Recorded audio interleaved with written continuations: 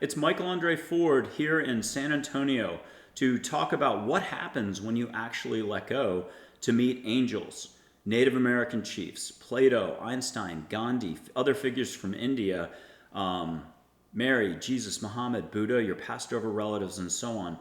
There's a bunch of different experiences involving your senses. It's all direct, and it all short circuits what we currently know today.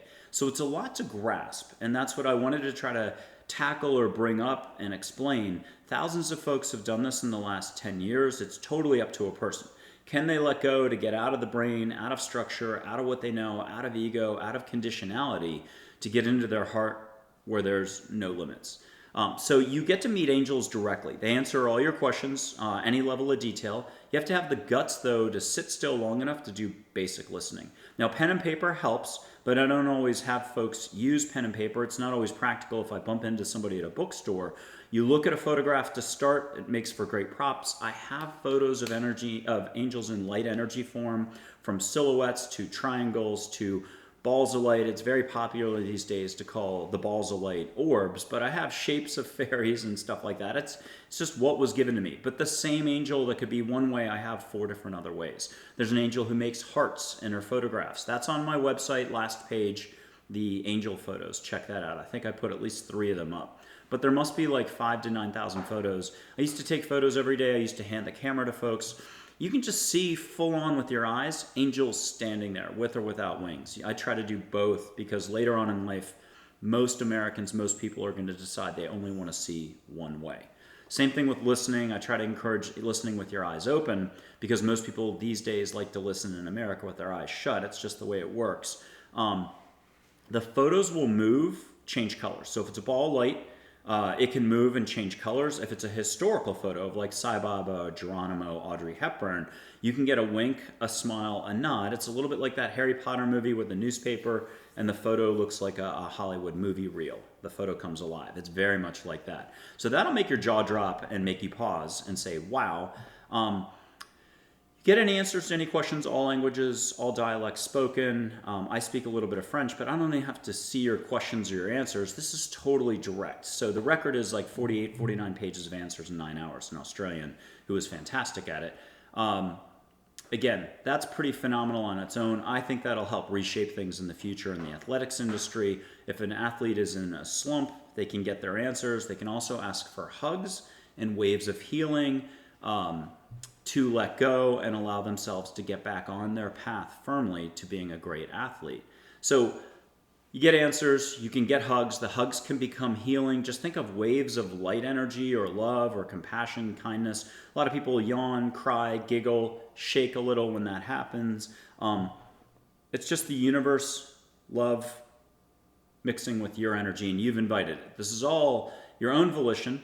What will you allow for? There's no interference. These are unconditional love figures who, the way I would put it is, you're perfectly fine exactly how you are. No matter what your details and situation is, life is always a constant. Love is a constant. It's in you and around you. You're fully able to engage in life anytime you choose. What we don't realize is half the time we're unconscious or more than that. When we're up here, we're not exactly engaged in life. So the more you're in your heart, the more you breathe, smile, see a cardinal, go for a walk, do exercise, have fun, giggle, laugh, smile, dance, sing, yoga, cook, is when you're actually living. Most of this stuff is task, routine, judging, reacting, fear, stress, worry, all functions of ego. I mean, once in a while our thinking's okay, but most of it's actually slight negativity to a lot of negativity, especially when we cause harm to others, judge.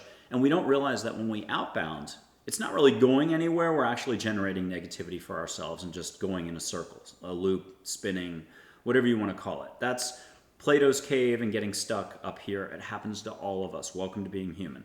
So you get to full on meet 170 different figures. I mean, in one session, you'll be lucky to meet 30 or so. But these are figures outside of an individual's human experience, outside of thinking. They're actual figures in existence.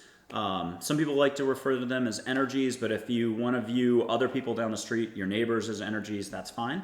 You actually get to chat with wonderful, humorous, all-knowing, in a nice way, figures who don't judge you. They're just here to give you gentle steps to take to improve or expand on any front, whether it's athletics, career, school, health, career, I said that, just personal growth or finding that loved one.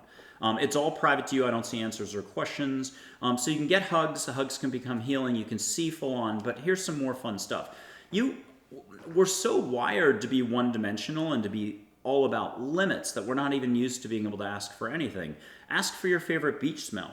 Ask for your favorite floral smell. Ask for the floral smell you haven't even discovered from the other part of the world that knocks your socks off. Ask for a perfume that hasn't even been discovered yet. People have done that and gotten a French perfume that they just completely, it almost spins their head around. They just say, oh my God, I love that perfume. And you can get that anytime you want. It's basically a button that's your heart. You learn to hit the button and get out of all the structure, what is holding humanity back that allows for wars, causing harm, judging other people, giving other people a hard time, judging ourselves, not giving ourselves a breather. It's what hinders our growth. It's why we're here, is to learn to love more. Let's quote one of those famous bands. Could be the Beatles or somebody. Love is all there is, and it's so true. We're dental floss most of the time when we're up here. We're not connected to life very much. We're like Scrooge out of Christmas Carol when we're doing our thinking and our judging or watching the news and so on. The more you can just lighten up, laugh a little, go for a walk, and realize that you have it all here already, the more you're starting to live your unique life path. So look, this is a lot to take in. There's plenty of people who have a hard time on the front end doing this or allowing for the concept of beings beyond humanity to exist. But there's plenty of people who do the service who can tighten up later as well. The more you're a big name professional out there, the harder this will be weeks after the fact for you to allow for this. You could have had a wonderful time chatting with Buddha, Sai Baba, Gandhi, Einstein, and 25 angels, Archangel Michael, Gabriel, Raphael, or Audrey Hepburn. And so you've had a wonderful time, but a few weeks later, the part of you that knows what you know, your structure, where your societal role is, your place in society, that part comes in and kind of wants to push this all to the side. Not to pretend it didn't happen, but just to minimize it one way or the other, and I see that a lot. That's okay too. So this is a lot of love. No one's used to opening openness or being in their heart all the time and being a totally happy person. Although I think we all know at least one person that we've crossed paths with who is super enthusiastic, happy, joyful. That's what this is all about, is discovering that you really do have no personal limits, that you can be happy for no reason at all at any given moment. And the second I said that sentence, which came from angels, it's a challenge to the way we tend to roll. We don't think we can be happy all the time. We think it's conditional. It's based on an external event. The raise, going on vacation is where we can take our first breath and relax. It's really every day is our vacation. And we're already, our treasure, our amazingness is within, and we only have to pump the brakes a little up here to discover how amazing we are. And then that's when we flow love, kindness, gentleness, compassion to others more. And that also makes all the difference. That ripple effect in helping others is just incredible. So hey, this is Michael André Ford, your American Angel Intuitive in San Antonio, Texas, with a quick take on what you get to experience. I'll mention one more bonus thing. You can do mindful meditation moments with angels. You sit down and they literally bring India to you. You get to go through, it's like a transdimensional experience. It's sort of like a lucid dream or dream time, like in Australia with the Aboriginals. It's angel time. 5 minutes of our time is 10 minutes over there. You get an India setting. You go sit with Sai Baba, Lakshmi, but still some Native American chiefs, some angels. Your relatives will be in the background.